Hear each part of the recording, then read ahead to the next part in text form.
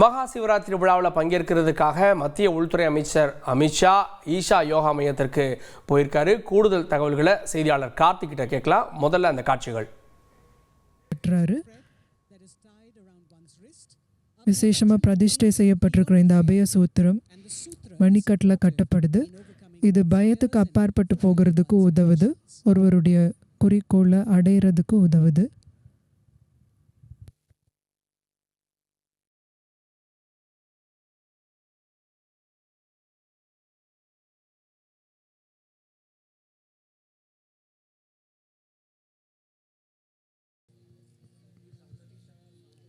Shri Amit Shah and Sadhguru leaving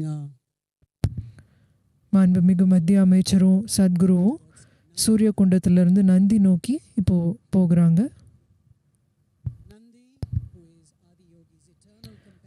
ஆதியோகியுடைய வாகனமான Nandi ஆதியோகிக்கு ஒரு வாசலாகவும் கருதப்படுறாரு.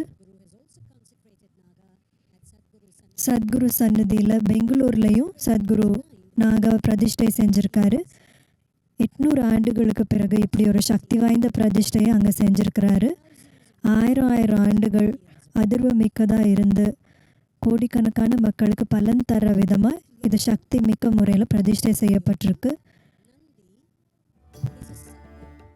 ஆதியோகியுடைய வாகனமான நந்தி நிரந்தரமாக காத்திருக்கிற தன்மை கொண்டது.